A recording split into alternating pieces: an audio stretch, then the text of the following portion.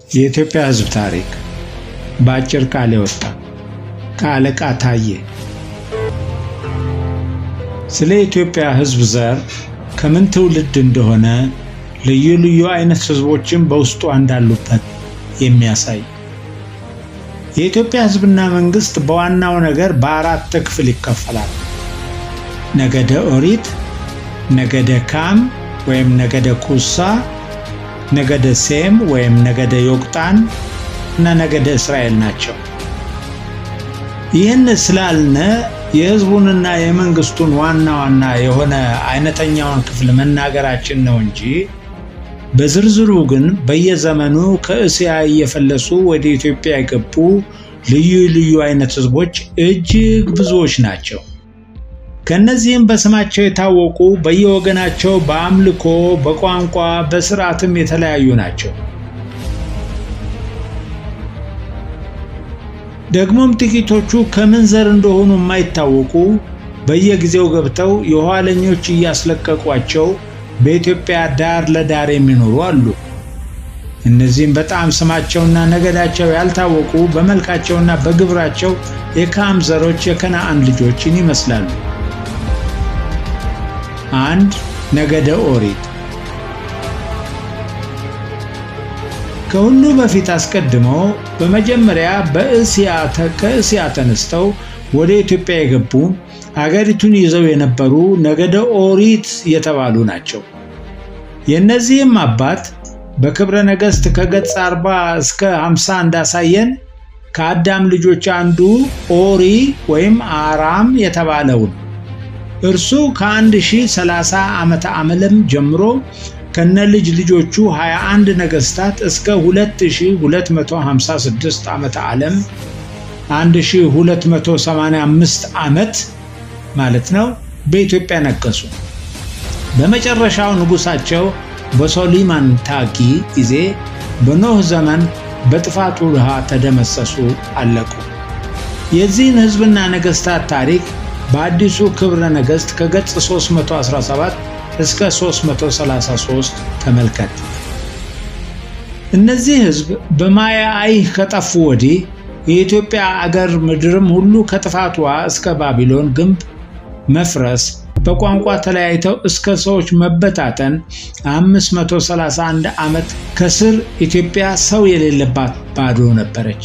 ከዚህ በኋላ ነገደ ካም መጡና ወረሷት። ነገደ ካም ከእስያ በባል ኤልመንደብ ተሻግሮ መጥቶ በኢትዮጵያ ገባ። ይህም የሆነው በ2787 ዓመተ ዓለም 2713 ዓመት ከጌታችን ከኢየሱስ ክርስቶስ ልደት በፊት መሆኑ ነው። ካም በኢትዮጵያ 78 ዓመት ገዝቶ እንደገና ወደ እስያ ሄዶ ሶርያንም እይዛለሁ ብሎ ከሴም ልጆች ጋር ተዋግቶ በጦርነት ሞተ። ልጆቹ ግን ታላቅ ወንድማቸውን ኩግን በላያቸው አንግሰው ኢትዮጵያን ወረሱ። ነገደ ካም እስከ የልጅ ልጆቻቸው 25 ነገስታት ከ2787 እስከ 3515 ዓመተ ዓለም ለ743 ዓመት ነገሱ እና ኢትዮጵያን ገዙ። ክብረ ነገሥት ከገጽ 333 እስከ 348 ተመልከት። በነገደ ካም ወይም በነገደ ኩሳ መንግስት ዘመን ወደ ኢትዮጵያ ስለገቡ ህዝብ። በዚህ በነገደ ኩሳ መንግስት ዘመን መካከል 3 ነገዶች በየጊዜው ወደ ኢትዮጵያ ገቡ። እነርሳቸውም ነገደ ሻንቅላ፣ ነገደ ቅማንት፣ ነገደ ወይጦ ናቸው። ወንድማቸው ሐማቲ ሁሉም የከነዓን ልጆች ናቸው። የእነዚህም ነገዶች አባቶች ሲኒ፣ አርዋዲ፣ ሳምሪ ናቸው። አራተኛው ወንድማቸው ሐሜቴ የነሱ ልጆች በኋላ በነገደ አጋዚያን ዘመን ወደ ኢትዮጵያ ገቡ። ሲኒ የሻንቅሎች፣ አርዋዲ የቅማንቶች፣ ሳምሪ የወይጦች፣ ሐማቲ የሽናሾች አባቶች ናቸው። የሲኒ ልጆች በእስያ ሲኖሩ መልካቸው እንደ እስያ ሰዎች ነበሩ። በፊት ወደ አፍሪካ ከመጡ ሻንቅሎች ጋር ቢቀላቀሉም በመጋባቱም በአየሩ አየርም እንደ ሻንቅሎች ትኩሮች ሆኑ። በፊት በታችኛው ኢትዮጵያ በሱዳን በኑቢያ ይኖሩ ነበር። በኋላ ወደ ደጋይቱ ኢትዮጵያ ወጡ። እኒሁ የሲኒ ልጆች ከሻንቅሎች ጋር በመቀላቀል ነው ጥቁሮች የሆኑ። ከሲዮኒ የኢትዮጵያ ነገሥት በነገሰች በ3ኛው ዓመት በ3079 ዓለም 2421 ዓመት ከልደት በፊት ወደ ኢትዮጵያ ገቡ። ብዙ ሕዝብ ሆነው ወጡና ከብታቸውን ይዘው ከጭልጋ አፋፍ እስከ በሽሎ አፋፍ ሰፈሩ። ሰፈሩን ስንል ቦታ እያዩ ተሰማሩ ማለት ነው እንጂ ከጭልጋ እስከ በሽሎ አፋፍ አንድነት ሰፈሩ ማለት አይደለም። እኒህም ሻንቅሎች ከብት ከመጠበቅ ስጋና የዱር ፍሬ ከመብላት በስተቀር ቤት መስራት፣ እህል መዝራት፣ ሌላም የሚጠቅም ስራ አያውቁም ነበር። ዋሻ ታላቅ ድንጋይ ያገኙ ከዋሻው ከድንጋይ ተጠጉ። ያላገኙ የቅጠል ጎጆ አድርገው ተቀመጡ። ከብታቸውን ይዘው ሳር ወዳለበት እያዩ ሲሰፍሩና ሲያበሉ ሲዞሩ ይኖሩ ነበሩና ለጊዜው ለነገዱ ኩሳ መንግስት ገበሩ። ቀንበር ባከበዱባቸው ጊዜ ግን ብርቱ ጠብ ተጣሉ፣ ጽኑ ውጊያም ተዋጉ። ድል ሲያደርጉ አንዳንድ ጊዜም ድል ሲሆኑ ሲታረቁ ሲሸፍቱም ሲገብሩም እምቢ ሲሉም ሻንቅሎችንም ነገደ ኩሳንም የኋለኞቹ ኢትዮጵያ ሕዝብ አባቶች በነገደ ሴም፣ ነገደ ዮቅጣን፣ አጋአዝያን ሁሉንም አስለቅቀው ወደ ታችኛው ኢትዮጵያ ቆላ በረሃ እስኪያሳዷቸው ድረስ ሻንቅሎች 446 ዓመት በደጋይቱ ኢትዮጵያ ተቀመጡ። ክብረ ነገሥት በገጽ 114 እስከ 116 ተመልከት።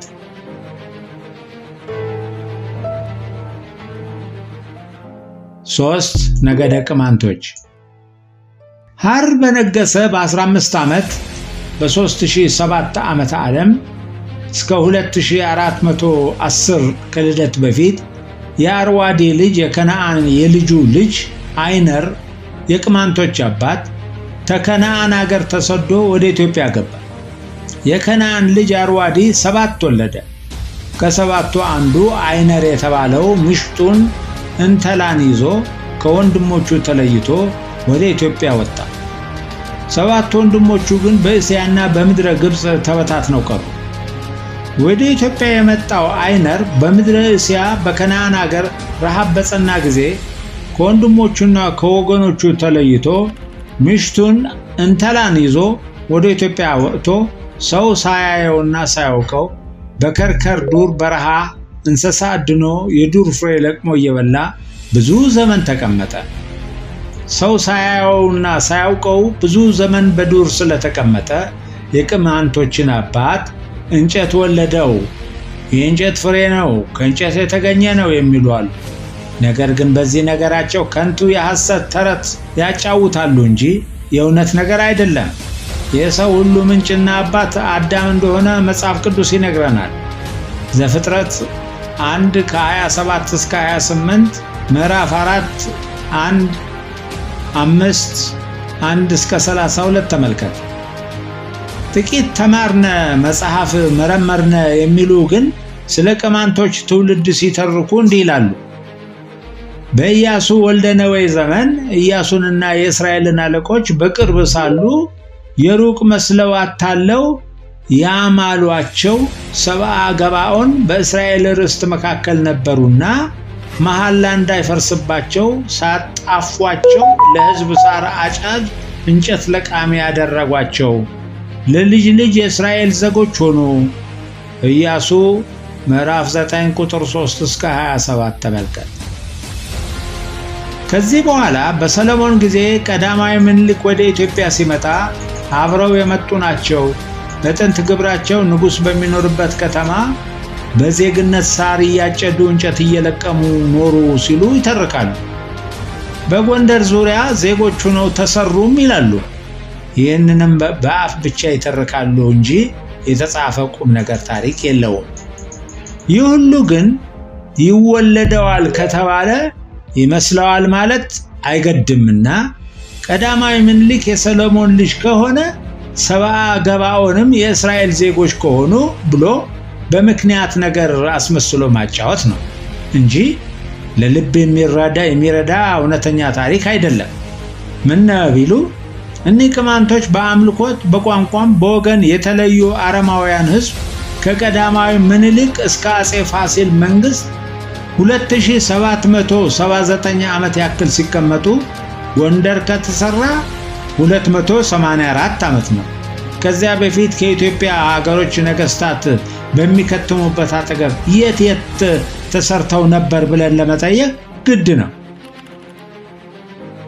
የቅማንቶች መኖሪያ በክርክር፣ በጭልጋ፣ በጋላ አገር፣ በቦባ፣ በኮሶጌ፣ በጀኒ፣ ፊንቀራ ለዙሪያቸውን ባሉ አገሮች ነው። ይህ ሁሉ አገርስ አጼ ፋሲል የጎንደርን ከተማ ሳይቆረቁሩ በፊት አስቀድሞ የክርስቲያን ሕዝብ አልነበረበትም ወይስ አጼ ፋሲል ክርስቲያኑን ነቅለው አገሩ ለቅማንት ሰጡትን ብለን ለመጠየቅ ግድ ነው። ለዚህ ጥያቄ አናውቅም ከማለት በስተቀር ሌላ ምላሽ አይገኝለትም። እኛ ግን እኒህን አሁን የተቆጠሩትን የቅማንት አገሮች ጥንት ከመሰረት አገራቸው እንደነበረ በኋላ ግን በዘመነ ክርስትና የክርስቲያን ነገስታት ቅማንትንም የክርስቲያን ዜጋ አድርገው በላያቸው ስሪ እንደሰሩባቸው በአገራቸው መሃል ጉልተኛ ሆኖ ክርስቲያን እንደገባባቸው በአገራቸውም ሁሉ አብያተ ክርስቲያናት እንደተሰሩባቸው እናውቃለንና ብዙ ታሪክ ጻፎች እንደሚሉ የቅማንቶች አባት አይነር በፊት እንደመጣ አገርንም ይዞ እንደነበረ ነገራችንን በዚሁ እናጸናለን። አይነር ከሚስቱ ከአንተላ 9 ወንዶች 5 ሴቶች ልጆችን ወለደ። ስማቸውም እንደዚህ ናቸው: ክብርዋ፣ አይደረኪ፣ አንግሲ፣ ነዚ፣ ይዘና፣ በአቲ፣ ዳዮን፣ ሸመኔ፣ ከደሴተ። የሴቶች ስማቸው ደግሞ ይህ ነው: ውሸን፣ እቲቱ፣ ፍርዳቀን፣ ኒማልጊን፣ ይባእስ። እኒህ 5ቱ ሁሉ ባል ሳያገቡ በድንግልና ሞቱ ይላል። ይባእስ ከሁሉ የበለጠች ትልቅ ሰው ነበረችም ይላሉ። የክብሯ መኖሪያ በጃኒ ፊንቀራ ሰራክ ሰገር በሚሉት አገር ነው። አይደረኪ መኖሪያው በከርከር ነው። አይደረኪን ቅማንቶች አከበር ነው ብለው አባት እናት የለውም ከሰማይ የወረደ ነው ይሉታል። ነገር ግን ይህ ተረት ይቅርና ያለ ጥርጣሬ የአይነር ልጅ ነው ማለቱ ተገቢ ይሆናል። አንግሲ፣ ነዚ፣ ይዘራ፣ ሸመኔ ከደሴቲ የከርከር ቅማንቶች አባቶች ናቸው። ዲዮን የጭልጋ ቅማንቶች አባት ነው። በእቲ የጋላ አገር ቅማንቶች አባት ነው።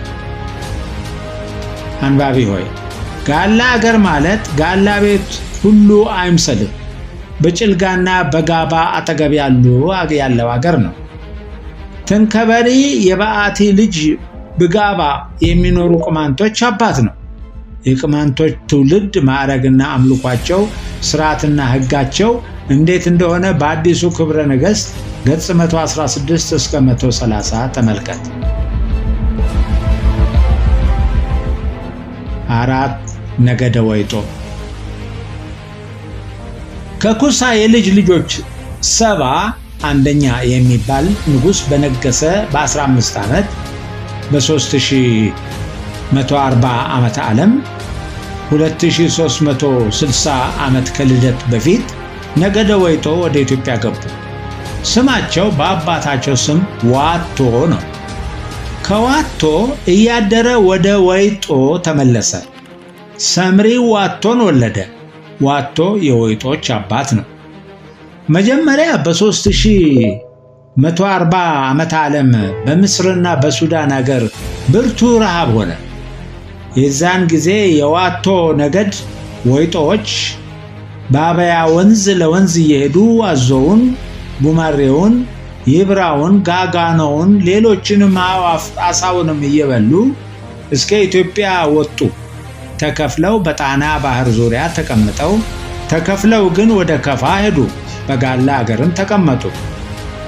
በጋላ አገር በከፋ ያሉት እስከዛሬ በአባታቸው በዋቶ ስም ዋቶ ወይም ዋታ ይባላሉ።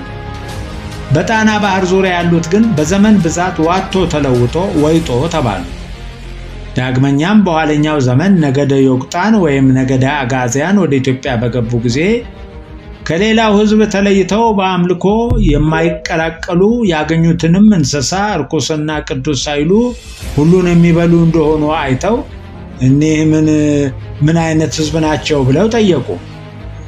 ዋቶ ይባላሉ፣ ያገኙትንም ሁሉ ይበላሉ አሏቸው። ነገደ አጋዚያንም የእኒህ ስማቸው ዋቶ አይደለም፣ ያገኙትን ሁሉ የሚበሉ የማይጸየፉ ናቸውና ስማቸው ውሂጦ ነው አሉ። ስለዚህ በዚያ ዘመን ውሂጦ ተባሉ። ውሂጦ ማለት ዋጮ ማለት ነው። ከዘመን ብዛት ግን ውሂጦ እያደር ተለውጦ ወይጦ ተባለ ይላሉ። በፊት እንዳልነ ወይጦ የተባሉ በጣና ባህር ዙሪያ ያሉ ናቸው። በጋላና በከፋ ያሉ ግን እስከ ዛሬ ዋታ ይባላል። ሁለተኛው በምስር እና በሱዳን ሀገር ያን ጊዜ ተከፍለው ቀርተው የነበሩ ወይጦች ወንድሞቻቸው ደግሞ ከስጋዌ በኋላ በ740 ዓመት ዕለትም የኢትዮጵያ ንጉሥ በነገሰ በ10 ዓመት ወደ ኢትዮጵያ መጡና በጣና ባህር ዙሪያ ከሚኖሩ ወንድሞቻቸው ተቀላቀሉ። ከነሱም የእስላሞችን ነቢይ መሐመድን ወሬ ሰምተው መሐመድ የአላህ ነቢይ ነው ብለው ተቀበሉም አመኑ። ስለዚህ እንዴት ዋላችሁ ሲሏቸው አልሐምዱሊላህ ይላሉ። ሙስባህም በአንገታቸው ያስራሉ። ቁርአንን ግን አይቀበሉምና እንደ እስላም መስጊድና መጾም ጸሎቱም አያውቁም። መሐመድ የአላህ ነቢይ ነው ብለው አምነው ቁርአንን የማይቀበሉበትን ምክንያት ምን እንደሆነ ቁርአን የከለከለውን ሁሉ የመብላታቸው ታሪክን ለማወቅ ብትሻ በክብረ ነገሥት ገጽ 131 እስከ 134 ስለ ነገደ ወይጦ የተጻፈውን አንብብና ተመልከት። ነገደ ሽናሻ። የሽናሻ መጀመሪያ አባታቸው ሐማቲ ነው። ሐማቲ ጉማን፣ ዠገትን፣ ጎንጋን፣ ዱራን ወለደ። አራቱ ወንድማማቾች የሽናሾች አባቶች በዘመነ አጋዚያን አይቫ ሁለተኛ ስሙ ሰቢ ሁለተኛ የተባለ በነገሰ በ29 ዓመት ወደ ኢትዮጵያ ገቡ። ይህ የሆነ በ3679 ዓመተ ዓለም ያዕቆብ ወደ ምስር በገባበት ዘመን 1061 ዓመት ከልደት በፊት መሆኑ ነው። እኒህ የነገደ ሽናሻ አባቶች ከምድረ ከነዓን ርስትን ባጡ ጊዜ ከዚያ ተሰደው ወደ ምድረ ግብጽ ገቡ። በምድረ ግብጽ እጅግ ሀብታሞች ሆኑ። የግብጾችንም ጥበብ የአስማትንም ነገር ሁሉ ተማሩ። ይህ ሳይቀር በዚያ አንድ ቃዳ የሚሆን መሬት አልነበራቸውምና ለከብታቸው ማሰማሪያ ስፍራ አጡ። አርሰው ዘርተው እህል አግብተው የሚበሉበት መሬትም አላገኙም። ስለዚህ በግብጽ ሰዎችና በነሳቸው መካከል ሁልጊዜ የጸብ ክርክር ሁከትም ሆነ። ስለዚህ ነገደ ሽናሻ በጠብና በረሃብ ምክንያት ከምድረ ግብጽ ተሰደው ብዙ ሰራዊት ሆነው በአባይ ለአባይ ወንዝ ለወንዝ ወጥተው በዳሞትና በኩታይ በአሞሩ መካከል በአባይ ወዲህ ማዶና ወዲያ ማዶ ሰፈሩ።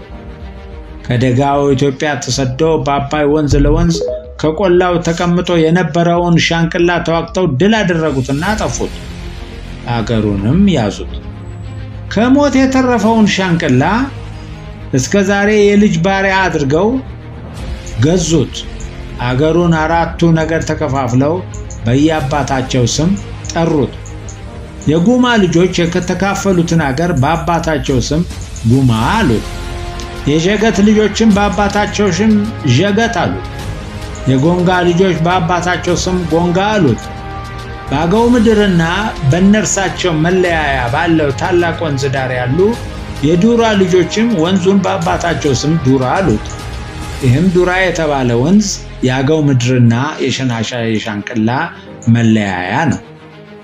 ሽናሾች ቀድሞ በየነገዳቸው የተማ ልጆች ተማ፣ የዠገት ልጆች ዠገት፣ የጎንጋ ልጆች ጎንጋ፣ የዱራ ልጆች ዱራ ይባሉ ነበር። ሽናሽ ወይም ሽናሻ የሚሉ የጥቅል ስም አልነበራቸውም። አሁን በቅርቡ የአማራ ሕዝብና ቋንቋ ከሰለጠነ እጅግ በዝተው ቀድሞ ሻንቅላን ያጠፉትና አጥቅተው የያዙት አገር አልበቃቸው ብሎ ደግሞ ወደ ላይ ወጥተው አገውን ዳሞቱን ይዘርፉም ነበር እና ከዕለታት አንድ ቀን ጩኸት ሽብር ሆነ። ምን ጩኸትና ሽብር ነው ብለው የዳሞት ሰዎች እርስ በርሳቸው ቢያጠያይቁ እጅግ ብዙ ሽናሽ የሆነ ሕዝብ ለጦርና ለዘረፋ መጣብን አሉ። ስለዚህ እነዚህ ሕዝብ ሽናሽ ማለትም በአማርኛ ቋንቋ እጅግ ብዙ ማለት ነው። ሽናሾች አረማውያን ናቸው። ዛሬ ግን በዳሞት ደንበር፣ በጉመር አጠገብ፣ በማቢቢል በኮሌ ያሉ ክርስቲያኖች ከሆኑ ብዙ ጊዜያቸው ነው። ከዱራ ወዲያ ማዶና በአባይ ዙሪያ ያሉት እስከ ዛሬ አረማውያን ናቸው። አምልኳቸውም እንደጋላ በወፍ፣ በአሞራ፣ በዛፍ፣ በድንጋይ፣ በዛጎል መጣል፣ በሟርተኝነት ነው። የቀድሞ አባቶቻቸው ከምድረ ግብፅ አስማተኞች እንደተማሩት እስከ ዛሬ ብዙ አስማተኞችና ባለመድኃኒቶች አሉ። ጽሕፈትና መጻፍ ግን አያውቁም፣ የላቸውም። ከዚህ የቀረን የሸናሾች ሙሉ ታሪክ በክብረ ነገሥት ገጽ 134 እስከ 138 ተመልከት። 6. ነገደ ዮቅጣን። እኒህ ነገደ ዮቅጣን የሴም የልጅ ልጆች ናቸው። ሴም 15 ልጆች ወለደ። ከ15ቱ ሦስተኛው አርፋክሳድ ነው። አርፋክሳድ ቃይናን ወለደ። ቃይናንም ሳላን ወለደ። ሳላ ኤቦርን ወለደ።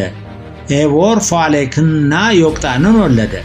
ዮቅጣን በግዕዝ ዮቅጣኒ፣ ዮቃጢን፣ በአማርኛው መጽሐፍ ቅዱስ ዮቅጣን፣ በወደ ሀገር መጽሐፍ ዮቅታን፣ የካታን ይባላል። ዮቅጣን 13 ልጆችን ወለደ። ስማቸውም አልሞደድ፣ ሳልፍ፣ አስረሞት፣ ያራህ፣ ሃዶራም፣ አውዛል፣ ዶቅላ፣ ሁባል ወይም ኑባል፣ አቢማኤል፣ ሳባ፣ አውፊር፣ ሐዊላ፣ ዮባብ ናቸው። ዘፍጥረት ምዕራፍ 10 ከቁጥር 25 እስከ 29።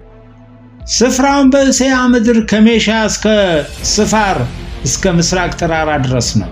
ዘፍጥረት ምዕራፍ 10 ቁጥር 30።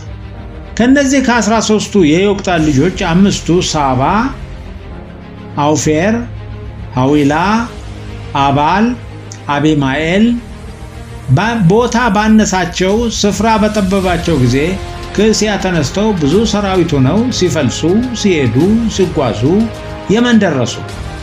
እኒሁ የሴም ዘር ነገደ ዮቅጣን ወደ የመን በገቡ ጊዜ ምንም በፖለቲካ ምክር ባይስማሙ ለኩሳ የመን ይገብሩ ነበር።